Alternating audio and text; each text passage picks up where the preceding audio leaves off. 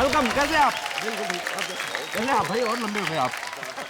ओए तुम तीनों यहाँ पे क्या कर रही हो? एक्सपायरी डेट के पटाखों दबा ले यहाँ से। गाना है। कौन सा गाना? खबरदार, मेरे को कम आ रहा तो गाना है। तुम्हारे अपने घुटने चल रहे, तुम्हारी लाठी के भी नहीं चल रहे, दोनों टूट। चलो दबा जाओ यहाँ से। नहीं, गाना की जब दफा होना ही नहीं। ये पकड़ो, सुनाओ। गाना नहीं सुनना है। लो कॉर्डलेस लो, ये लो, इसमें गाओ। माइक छोटा तो बड़ा ले लो। ये लो। कोई बात नहीं यार, गाओ। सारी गंदी बातें समझती हूँ मैं। हाँ। खड़े हो गाना के बैठ के गाना, बीच वाला काम खत्म करो। आधी बैठी आधी खड़ी हो तो क्या? ये बैठ तो के ऐसा गा लो, लग रहा है कमाल हाथी के साथ गोल करने लगी। बैठ के ये लो।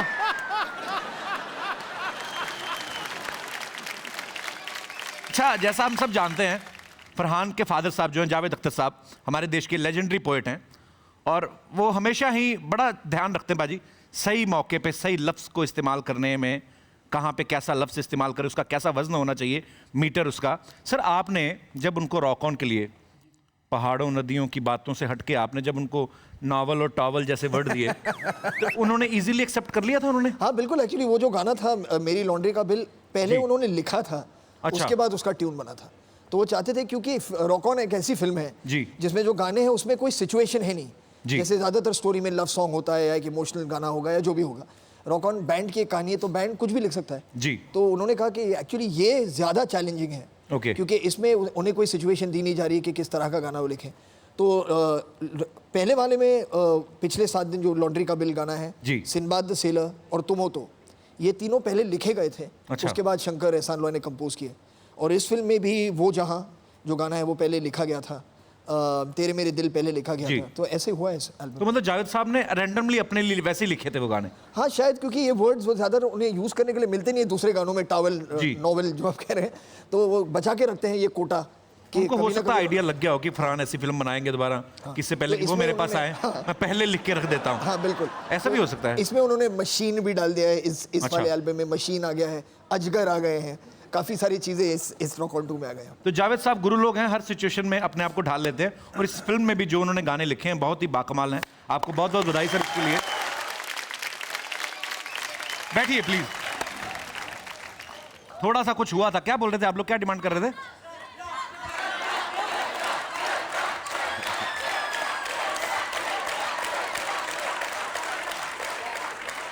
अरे सिर्फ श्रद्धा बोलते, उनको पता ना कपूर मीटर में नहीं आएगा। श्रद्धा का।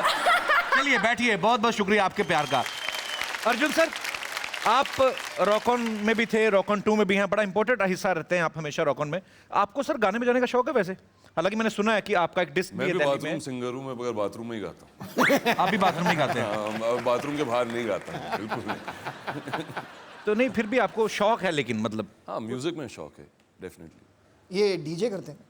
अच्छा। हाँ, दिल्ली में इनका एक बहुत मजेदार डिस्क भी है था। अच्छा, नहीं अभी? अब बंद कर दिया। ऐसे क्यों? 8 साल हो गए। 8 साल बाद दूसरी खोलेंगे। फरहान, आपने श्रद्धा को इसलिए कास्ट किया कि बड़ी बेहतरीन एक्ट्रेस हैं, या एक ही पेमेंट में 2 काम हो जाते हैं कि चलो एक्टिंग भी और गाना भी गवा लेंगे? ये यार कपिल तो सारे पोल यही खोल देगा अभी।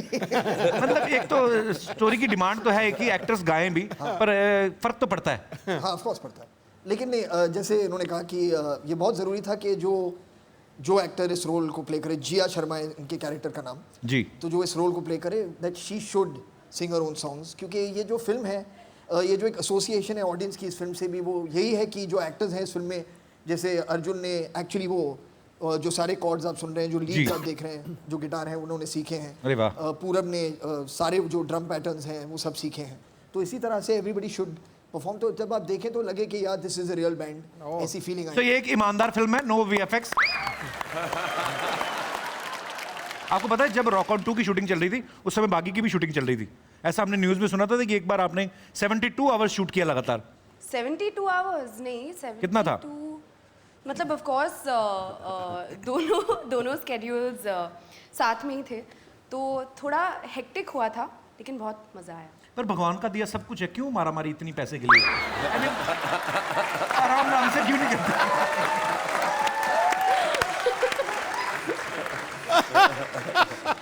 अच्छा, पैसे से याद आया मुझे, फरहान जब भी किसी फिल्म को डायरेक्ट करते हैं या उसमें एक्टिंग करते हैं, जैसे दिल चाहता है, बाग मिल्खा बाग होगी, जिंदगी न मिलेगी दोबारा, उन फिल्मों का बजट बहुत अच्छा होता है, बड़ा मोटा बजट होता है। लेकिन जब ये कोई फिल्म प्रोड्यूस करते हैं, for example honeymoon travels, Fukrey, Bangistan, उनका बजट बड़ा कम होता है। Why this racism?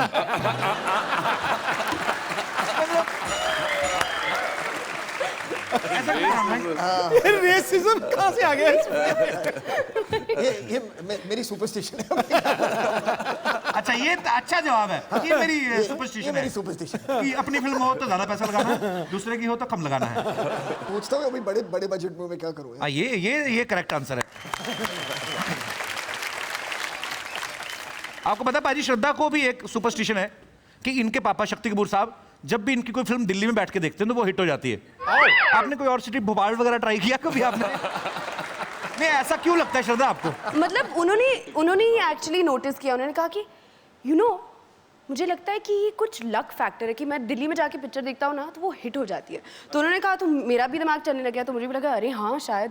तो मैं हर पिक्चर के पहले मैं बोली, पापा आप जा रहे हो ना, बाप से और गोइंग ना, आप जाओगे ना, प्लीज जाना। हाँ, शक्ति साहब तो अपना अलग बिजनेस खोल सकते हैं कि मैं आप सबकी फिल्में दिल्ली में बैठ के देखूंगा, लाओ पैसा। नहीं, ये आप मेरी इंग्लिश छोड़ो। आपको पता है इसने क्या किया दिनेश ने? क्या? इनको अमेरिका लेके गया मैं शो पे, मैंने 2-2 सवाल तो बाय करवा दिए। मैंने कहा वो पूछेंगे कि विच वीजा यू वांट, तो बोल देना टूरिस्ट। ठीक है, मैंने कहा बोल लेंगे कि how long you gonna stay, तो बोला 10 डेज। इन्हें याद कर लिया अपने कि ध्यान से सुनो सही क्या बोलते हैं। वो कहते हैं वो इज योर फादर, कहता टूरिस्ट।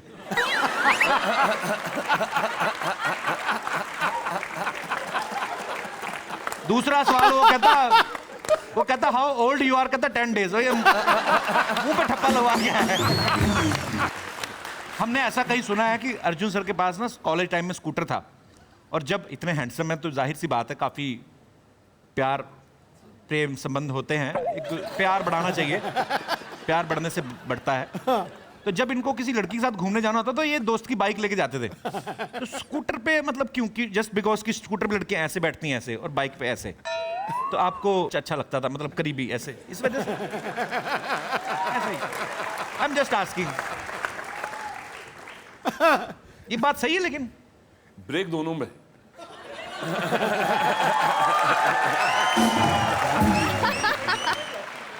आप तीनों रॉक ऑन में थे सर। आप तीनों से सवाल है, आपको 8 साल में एक दूसरे में क्या फर्क नजर आता है?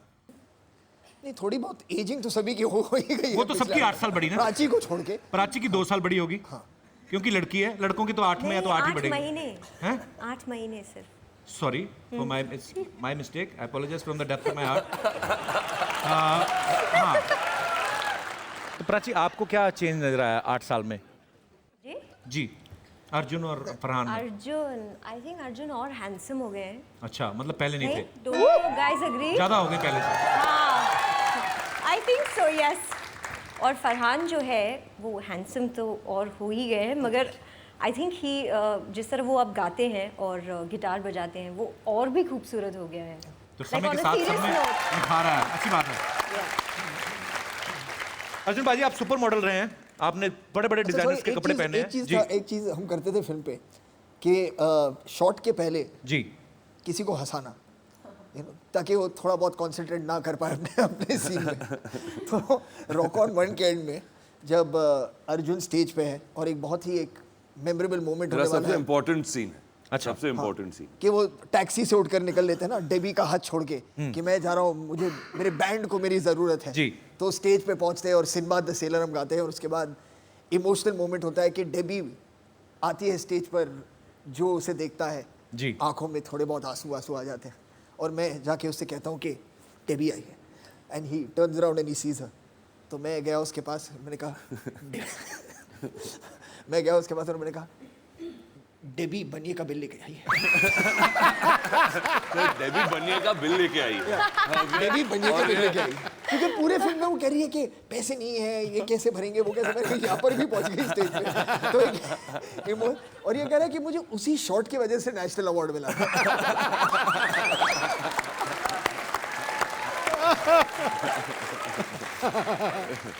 कि बनिए का बिल लेके पहुंच गए वहाँ। तो उसने देखा मैंने लुक इतना ही रख सकता था विदाउट लाफिंग, कि मैंने यानी कि देखा ज्यादा और मैं ओवर टर्न करके एक्टिंग निकल नहीं गया, और लोगों ने लगा क्या परफॉर्मेंस है यार, बिल्कुल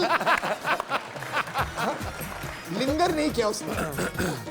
कभी कभी ऐसा भी होता है, हो जाता है और अच्छे के लिए होता है।